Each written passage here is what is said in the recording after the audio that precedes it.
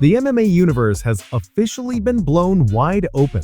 Islam Makhachev delivered a masterclass performance and absolutely decimated Jack Della Maddalena. He achieved the near impossible, becoming a two-division champion. The debate isn't about if he's the best anymore. It's about who on this planet can possibly defeat him next. The community is instantly split down the middle, centering the argument on two potential challengers: the legendary Kamaru Usman and the fiery featherweight champion Ilia Topuria. Even the man who pushed Islam the hardest, Alexander Volkanovski, weighed in, backing Usman as the most difficult stylistic matchup. Volk pointed to Usman's prior impressive outing against middleweight juggernaut Khamzat Chimaev as proof of his elite-level grappling and endurance. Wait a minute. Let's pause and appreciate that for a second. We have the undisputed lightweight king moving up and challenging for greatness, and the biggest debate is between an all-time great former welterweight champion and a young, explosive champion from a lower weight class. What a time to be an MMA fan! This is exactly the kind of chaos we live for. However, not everyone wants the veteran matchup. The great Demetrius Johnson, Mighty Mouse, is on the other side of the fence, openly campaigning for the Islam versus Ilia Topuria clash.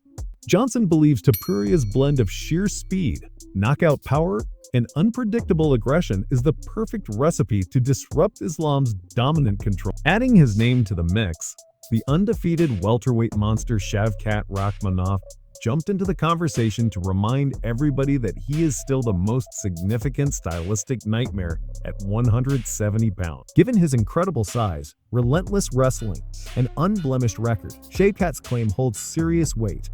I've got to be honest, as much as I respect Usman's legacy, I find myself leaning toward the unpredictable chaos of Topuria. Why? Because Islam's technical perfection needs an emotional element to crack it. But then again, you can't deny Shavkat. The man is a machine. The fact that the welterweight division is throwing this many problems at the double champ just highlights how incredible Islam is. With all the noise, the smart money is on the next challenger being either Usman or Topuria, offering two completely contrasting styles of danger. Of course, El Matador Ilia has to make at least one defense of his lightweight title before he can realistically jump up to 170. But the double champ era is here, and the entire sport is now focused on solving the puzzle that is Islam Makhachev. Let's dive into the immediate reactions from the fighters. Immediately following the fight, the newly crowned lightweight champion and Islam's biggest rival, Ilia Topuria, did not keep quiet. Seconds after Islam's spectacular win, Ilia exploded onto social media, taking shots at both fighters. He criticized Jack Della Maddalena, saying he needs to dedicate his entire camp to wrestling, and then turned his fire on Islam. Ilia called Islam the most boring thing in this game and dared him to face him, promising to put the double champ to sleep. Oh man, you just knew Ilia wasn't going to let that moment pass. That's the passion we need. He's not just calling him out, he's attacking his very style. This is what sells pay-per-views, folks. Ilia is playing the long game, planting the seeds for what would be an absolutely massive fight. And I want to see it happen even more now. Dana White, make Ilia versus Islam happen. Naturally, Islam was asked about Topuria's heated words during the post-fight press conference. He accepted the call-out but sent a stark warning back to Ilia. Before addressing Topuria, Islam was asked about the other welterweight winners on the card, Carlos Prates and Michael Morales. He was distinctly unimpressed by either, stating that he could impose his will on both of them, just as he did with Jack, because they are fundamentally just strikers. Then came the huge managerial bombshell of the night.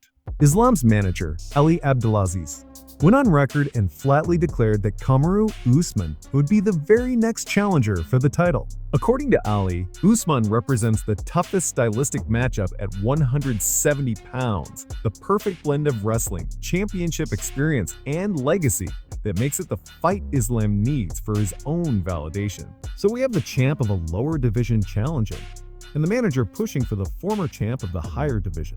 It's a classic choice between chaos and legacy. Who deserves it more? Wonder Usman brings that wrestling threat that Islam hasn't truly faced up a weight class, but Topuria brings the heat, the youth, and the genuine animosity. I honestly don't know who gets the nod first. When responding to Topuria, Islam remained confident, stating he would defend his lightweight belt many more times.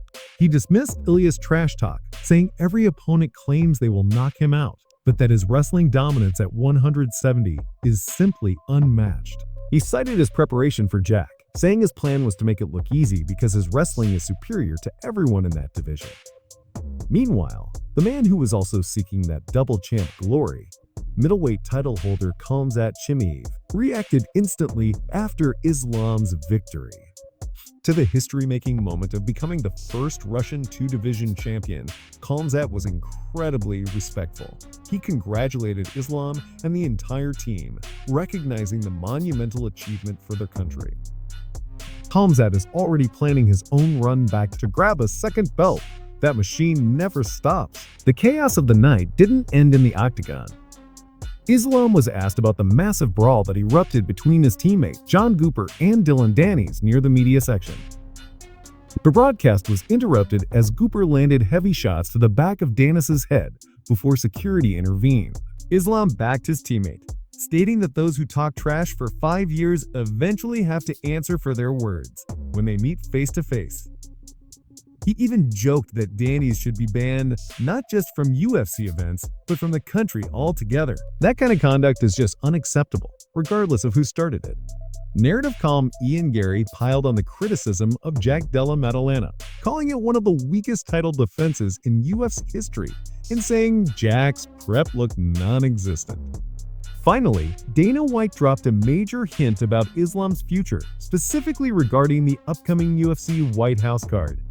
White clarified the event won't be strictly America versus the world, but focused on the absolute best matchups. When asked if Islam could headline, White didn't rule it out, noting that Islam is entering GOAT talk territory, with both Islam and Ilia Topuria expressing interest in fighting at the White House. Their chances are high. However, Kamaru Usman, who trains in Florida, could get the nod to feature an American-based fighter prominently, making Islam versus Usman particularly appealing. The White House is going to be the central point of the MMA world for the next few months. Will it be the legacy clash with Usman or the explosive grudge match with Topuria? Narrative calm, the debate is set. Who has the wrestling to match Islam or the speed and power to catch him? That's it from us, fight fans. Leave your thoughts and predictions below. Who deserves the shot? Prates, Morales, Kamaru, or the featherweight double champ hopeful, Ilia Topuria?